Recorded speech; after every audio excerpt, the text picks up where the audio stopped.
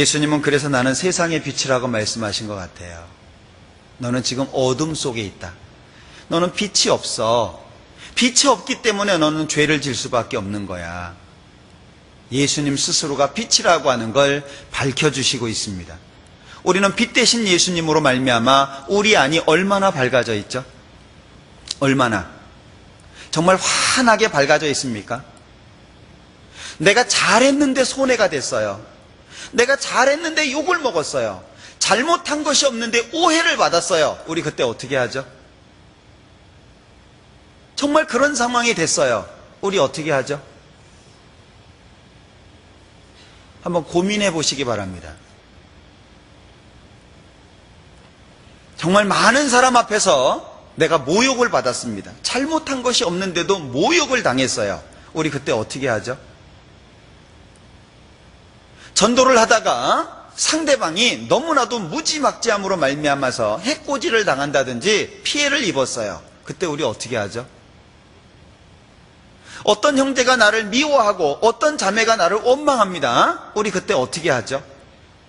교회에 대한 불평이 생기고 전도인에 대한 불평, 앞에서 일하시는 분들에 대한 불평이 내 마음속에 생겼어요. 그때 우리 어떻게 하죠? 충분히 일어날 수 있는 일입니다. 또 우리 가운데에서 충분히 일어나고 있는 일입니다. 그때 어떻게 하죠? 우리는 신앙을 배우는 사람이지 신앙을 이룬 사람이 아니라는 걸 기억하셔야 됩니다. 여러분들은 신앙생활을 왜 하시나요? 무엇을 거두려고 신앙생활을 하십니까? 그 생각해 보셔요. 내가 참는다. 무엇을 위해서 참냐? 주일날 참석하고 수요일날 참석하고 모임에 참석하고 정말 남을 위해서 기도하고 자기를 괴롭게 하는 사람을 위해서 기도해 보셨습니까? 고통입니다. 정말 기도 안 됩니다. 하나님 앞에 불평이 되고 그 사람을 위해서 기도가 잘 안 돼요. 근데 그 자신을 이겨내고 기도해 보셨습니까? 우리는 뭔가 거두는 것을 위해서 신앙생활을 하는 거예요. 그런데 자칫 잘못하면 거두는 것이 없는 신앙의 삶이 될 수 있어요. 1년이 됐든 10년이 됐든 지금까지 신앙생활을 해왔던 것을 한번 회고해 보셔요. 그리고 뒤돌아보셔요. 그리고 내가 무엇을 남겼는지 지금 현재를 한번 따져보셔요. 우리는 주님 앞에 정말 무릎을 꿇고 뉘우치는 시간이 많아야 되겠다 싶어요. 내 맘대로 생각하고 내 맘대로 행동하고 내 맘대로 말하고 심지어 이간하는 경우도 생기고 본성은 절대로 바뀌지 않습니다. 구원받았기 때문에 착한 사람이 된 건가요? 구원을 받아서 착한 사람이 된 것이 아니라는 걸 기억하셔야 돼요. 나는 여전히 나쁜 사람이에요. 본성은 바뀌어지지 않습니다. 구원받고 나서도 그러니까 세상 것이 나를 유혹할 때 힘들잖아요. 누가 나를 힘들게 하면 육신적인 기질이 나오잖아요. 때로는 욕이 나오기도 하고 때로는 분이 나오기도 하고 그러지 않습니까? 본성은 바뀌지 않습니다. 주님이 오시기 전까지는. 구원받은 지 몇 년 됐다고 해서 내가 착한 사람 됐습니까? 구원받은 지 수십 년이 지나도 착한 사람이 된 게 아니에요. 나는 여전히 죄성을 갖고 있는 사람입니다. 그렇기 때문에 은밀하게 누구를 욕할 수도 있는 거예요. 그렇기 때문에 보이지 않는 곳에서 남을 흉볼 수도 있는 겁니다. 난 여전히 나쁜 사람이에요. 그럼 어떻게 살죠? 본성을 거스려야 돼요. 그 본성을 거스르는 힘을 누구한테 받느냐? 하나님께로 받는 거예요. 예수님께로 받는 거예요.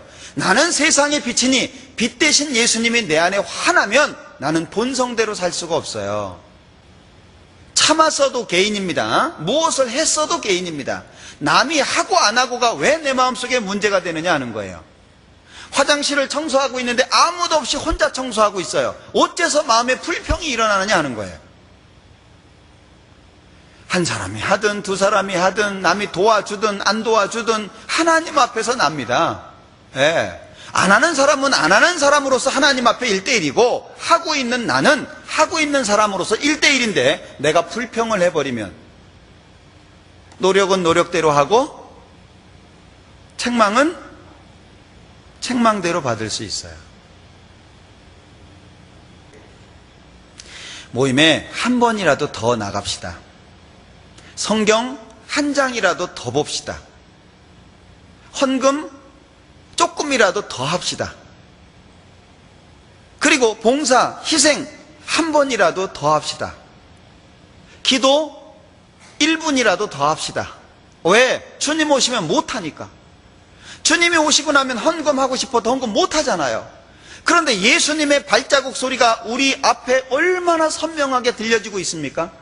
그런데 아직까지도 잠에 취해가지고 그 발자국 소리를 듣지 못한다면 우리는 정말 부끄러운 중에 주님을 만날 수밖에 없어요. 네. 헌금하는 것 때문에 문제되십니까? 주님 오시고 나면 내가 어렵게 한 헌금이 정말 감사가 될 거예요. 정말 잘했다라고 생각이 될 겁니다. 힘들어서 눈물을 흘리면서 그 봉사나 희생이 힘들어가지고 마음속에 짐이 되었었습니까? 우리가 예수님 만나면 그 시간이 기억될 거예요. 힘들었지만 정말 잘했다.